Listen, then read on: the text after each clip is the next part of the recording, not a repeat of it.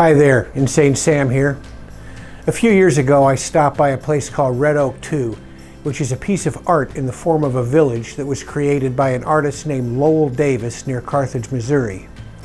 It was a wonderful visit to a beautiful place with an interesting, gentle man. Lowell Davis was born in 1937 on a farm outside of Carthage, Missouri. His father had a wandering spirit, and soon after Lowell was born, his father sold the farm, packed up his family, and moved west. The family roamed from place to place, and Lowell's father never bought another piece of property until Lowell was in the 5th grade. The family originally returned to Missouri, first moving to a town called Red Oak, about 20 miles outside of Carthage, then later to nearby Rescue, Missouri, where Lowell's father ran a service station on Route 66. They finally landed in Carthage, where Lowell's dad bought a small gas station and store, and the family lived in the back. Lowell had an interest in art from early on. He'd get in trouble at school for doodling in his books. He had a neighbor who was an amateur watercolor artist who helped him get along. He got a small oil painting set for Christmas when he was in the 5th grade, and he immediately thought that oils would be his medium of choice. At that point, he surely never suspected he would not only create wonderful oil paintings, but he'd also become a cartoonist and a master sculptor using clay, wood, metals, porcelain, and any other medium he could find. Lowell spent a little time in the Air Force, and after his discharge he went back to Carthage and set up his own commercial art business in a studio next to the Boots Drive-In. This was a restaurant and souvenir stand owned by the folks who owned the Boots Court, which is a famous motel on Route 66. Lowell wound up working as a staff artist for a local company that produced postcards and stuff like that. He also did well freelancing and selling his original art on a commission basis. Eventually he was noticed by his employer's biggest customer, and he was offered a job in Dallas to head up that customer's art department. He started off doing artwork on brochures. After a few years he was asked to create a risque cartoon book. This cartoon book was a huge success, and Lowell was asked to produce a series of these cartoon books, which became the 10th best-selling magazine in the country. He eventually did 250 covers for this magazine. But Lowell got tired of the cartoon business and he returned to wildlife paintings. Then he transitioned into wildlife sculptures. The sculptures were lovely, and Lowell developed a following of collectors for his works. In the beginning, he'd travel to art shows in a beat-up truck he called the Leapin' Lizard. His dog Hooker would ride along. Later he traveled by airplane and stayed in 5-star hotels. He was making a lot of money, but he hated living in Dallas. His dream was to buy and restore an old farm. Lowell eventually saved enough to buy the farm he'd always wanted, and he came up with the idea to create Red Oak 2. Lowell believed that artists shouldn't be limited to making artworks only from traditional media. Red Oak 2 was going to be a village laid out as a piece of art itself. He intended to buy and restore the buildings that would comprise his creation. Every building was to be a separate piece of art that would contribute to the whole of Red Oak 2. The first building he bought was a feed store. The second was the Elmira County Schoolhouse.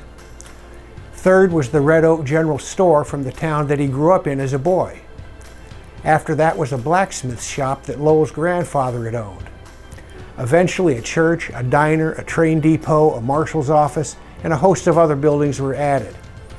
Lowell himself lived in the house in which female bandit Belle Starr was raised, and in addition to that house is an exact replica of the cabin where Belle Starr died. Now, I didn't know any of this the first sunny afternoon in May that I visited Red Oak 2. I'd pictured it as kind of a museum that I'd have to pay to enter. Instead, there was just an open gate and I drove right in. The village was set up around a loop on a gravel road. Most of the buildings were empty, but they all were very well maintained.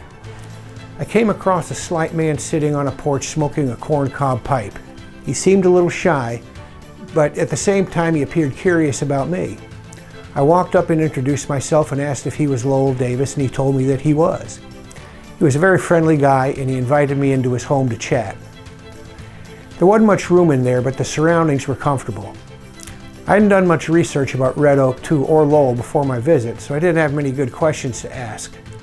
Fortunately, he was glad to tell me about his career and the creation of Red Oak 2, so I mostly just listened. He had a lot of original paintings and prints, as well as a lot of original sculptures in there.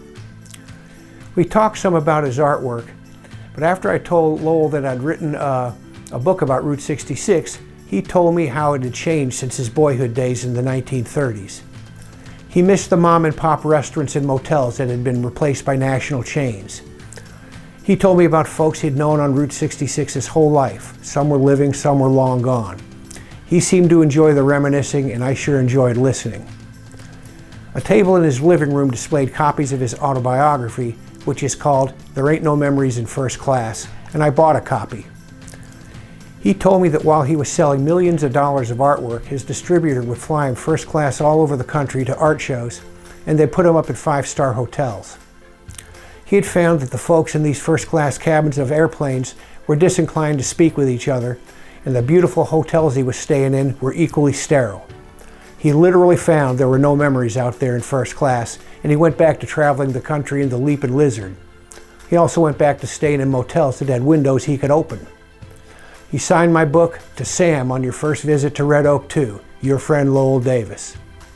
Next to his signature, he drew a paw print in remembrance of his dog Hooker, who had traveled the country with him. You know, I had to think how right he was that there ain't no memories in first class.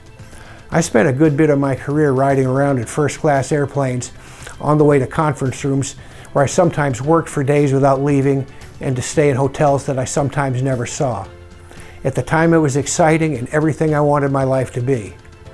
But looking back, I was either working my ass off on those flights or grabbing some sleep because the airplane was the only refuge from the pressures of the profession. The thing is, I would have been the guy next to Lowell who would have been too preoccupied to strike up a conversation with him. I've now ridden on my motorcycle through all of the 48 contiguous states, and I've written a book about my travels along Route 66. I'm even doing this YouTube channel. I fully understand Lowell Davis's wonderful memories of traveling with Hooker and meeting wonderful people along the way. For me, Red Oak 2 is one of those wonderful places, and Lowell Davis was one of those wonderful people. I've been back several times, and unfortunately my friend Lowell died 6 months ago, but you can still go there and visit, and I'd advise you to do it. Insane Sam out.